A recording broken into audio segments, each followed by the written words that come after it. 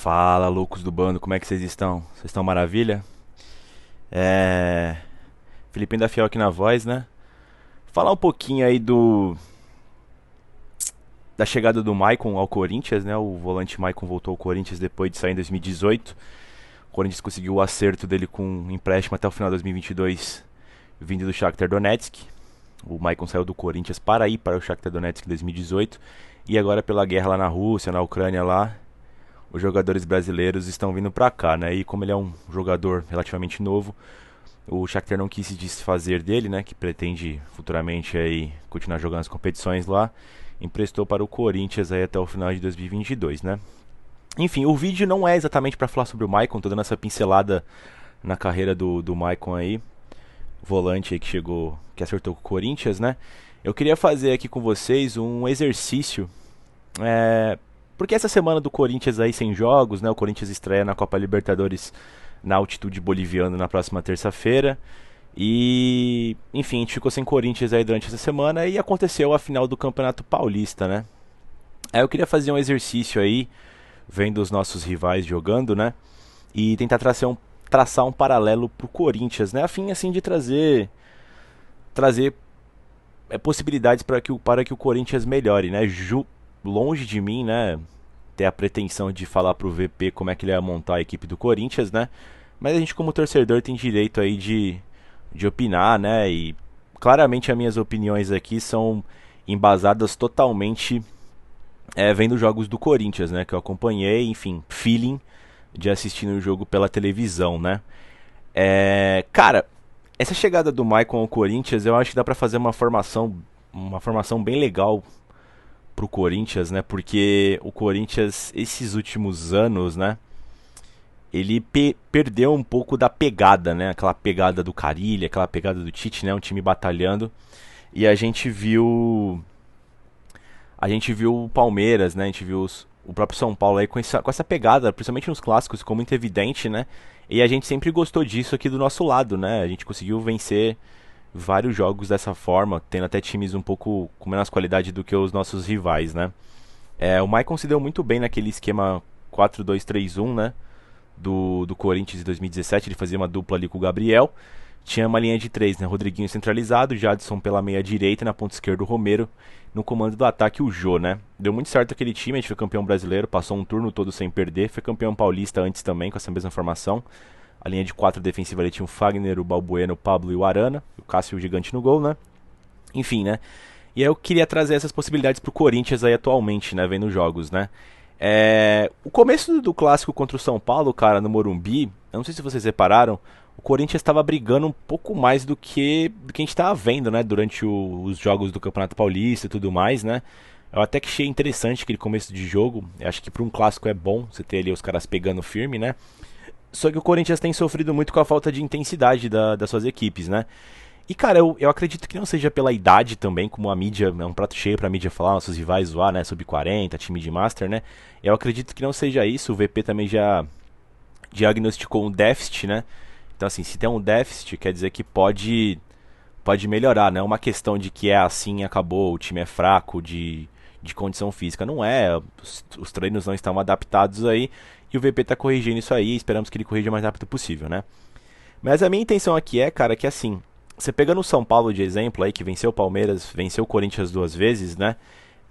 Eu acho que o São Paulo tem um time tecnicamente mais limitado do que é o Corinthians. E pra clássicos, tá? Talvez seja necessário jogar como eles têm jogado, né? A gente sempre, como eu disse no começo do vídeo, sempre tem essa questão da pegada, né? Como o São Paulo vem jogando? O São Paulo vem jogando num 4-4-2, né? Com, com dois laterais e dois zagueiros, né? Os dois zagueiros são de saída. Eu não vejo tantas coisas pra melhorar no Gil. Eu sinto ele muito exposto, pra te falar a verdade. O Gil e os zagueiros do Corinthians, pra falar a verdade, eles sempre foram muito bem protegidos, né? E tiveram esse respaldo, né? Foram meio que consagrados, né? Por esses dois volantes à frente, né? Você pega 2012, Paulinho e Ralf. Você pega 2015, Elias e Ralf. Pega 2017, Maicon e Gabriel. Então, assim, a dupla de zaga estava sempre muito bem protegida, né? Consequentemente, o sistema defensivo era o ponto forte do time do Corinthians, né? E hoje em dia, cara, a gente perdeu esse homem, né, de proteção, Mas também a gente tem que ser justo falando que o Corinthians tem jogado sempre com apenas um volante, né?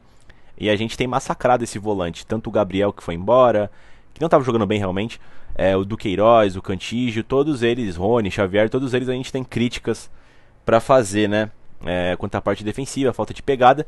Só que assim, num time que você tem outros meias, é difícil você juntar um monte de gente marcando ali, né? Você ter essa intensidade, deixar tudo por um cara só, ainda mais no futebol de hoje em dia, mesmo que você tenha ali o Ralf 2012, eu acredito que talvez não seja suficiente. E eu pensava que seria, e tô aqui começando a virar essa chavinha, trazendo algumas possibilidades, né? Eu acredito que o Corinthians tem que voltar para jogar com dois volantes. E assim, gente, não é para ser retrógrado, sabe? Pensando em dois volantes marcadores brucutu, essa não é a ideia. Hoje em dia no mundo todo se joga com dois volantes, enfim, aquele volante é um volante e um volante barra meia, né? E esses caras também sabem jogar, mas a parte da marcação tem que ter, cara. Você pega aí os melhores times do mundo aí com os volantes, pô, você vai falar que o Casemiro é ruim marcando, o Fabinho? Só que eles também não são um lixo com a bola no pé, né? Então hoje em dia você tem ali um equilíbrio, né? E pensando nessa chegada do Maicon, cara, eu pensei aqui numa formação meio que fazendo um espelho do São Paulo. O São Paulo tem jogado como eu tinha falado, né? Eu até cortei um pouco. A linha de 4 ali com dois zagueiros de saída. E passando pro Corinthians, talvez pode pensar num João Vitor e Robson, se você quer fazer uma saída de jogo muito mais bem construída. E os laterais não mudam, né? O Fagner, o Piton, ou o Melo, ou o próprio Fábio Santos, né? E aí começa ali a ideia do jogo do São Paulo, né? Eles fazem um 4-4-2 com uma linha de 4 no meio campo, que é Igor Gomes na meia direita, né? Ou o Alisson. E ali no meio campo o Rodrigo Nestor e o Pablo. E na esquerda o Alisson ou o Igor Gomes, né? E no ataque eles jogam com dois centravantes, o Éder e o Caleri, né? E eu te pergunto, onde é que tá a velocidade desse time, né? E você vê que o time deles também tem conseguido jogar no contra-ataque, né? E aí eu pego esse time do São Paulo e eu consigo fazer um espelho pro do Corinthians. Já falei ali a linha, né? Você pode fazer João Vitor e Gil ou João Vitor e Robson, dependendo de como você queira fazer a saída. E ali você pode fazer um Duqueiroz e Maicon no meio campo, porque acredito que eles sejam suficientemente ali igual o Pablo Maia, igual o Nestor deles lá. Eu pensei agora no Maicon, né? Porque ele chegou, mas poderia ser um Duqueiroz e Renato. A questão aqui, gente, não é a posição do cara, é como ele tá no campo. A questão de como ele tá guardando esse espaço de campo ali, né? Então, assim, se o cara é meia, mas ele tá aguardando ali, o Renato ele consegue fazer o segundo volante com tranquilidade. A questão é ele ficar preso ali. Durante muitos jogos fica a sensação que o jogo Corinthians joga com um volante e o Renato faz um bico ali, porque não tem como a bola chegar no ataque, saindo só com o volante. Então, por isso que eu dou essa sugestão, né? Deixa o Renato mesmo de volante, Du e Renato. No caso agora, Du e Maicon, né? Acho que fica bem legal. E aí nas pontas, você troca o Alisson pelo William, acho que é lógico, né? Que o William é bem melhor. E o Igor Gomes, cara, você pode colocar o Renato Augusto ou o Juliano, cara. Minha primeira formação deixaria o Juliano e o Renato atrás, mas agora que chegou o Maicon, você pode até deixar o Renato mais deslocado pro canto. De novo, ele não precisa ser o ponta do Corinthians, ele só pode guardar aquela posição e durante o jogo ele pode ir trazendo pro meio, né? Essa questão. Então, tipo, ele pode ser um meia durante as jogadas do Corinthians e você tem o Fagner, né? Que é um ponta muito bom, né? Um lateral muito bom. E aí no comando do ataque você deixa Roger Guedes e mais alguém. Já que o Corinthians trouxe Júnior Moraes, eu acredito que o Corinthians não tenha um Caleri no elenco, né? Essa é a posição que eu acho que não tem como fazer esse espelho. O Jô em grande fase, eu acho que supriria essa posição. Mas como ele não tá, talvez o Júnior Moraes, tem que ver também. O Júnior Moraes, né, não é muito alto para fazer esse pivô. E a gente precisaria de um centroavante mais brigador ali, né? E eu falo do Guedes nessa posição porque assim, o Guedes como centroavante, eu acho que muitas vezes ele é um pouco sacrificado no time, cara. A gente critica ele que ele não tá aparecendo, mas essa posição de camisa 9 do Corinthians tem sido um problema também, né? Então, assim, claramente ele joga melhor quando tem um parceiro no comando do ataque. Teve algumas partidas em 2021 com o Silvinho ainda, que ele fez boas duplas com o Jô. Aquela partida contra o Santos foi muito boa, cara, que a gente venceu de 2-0. E o Roger Guedes meio que foi o segundo atacante caindo pela beirada, né?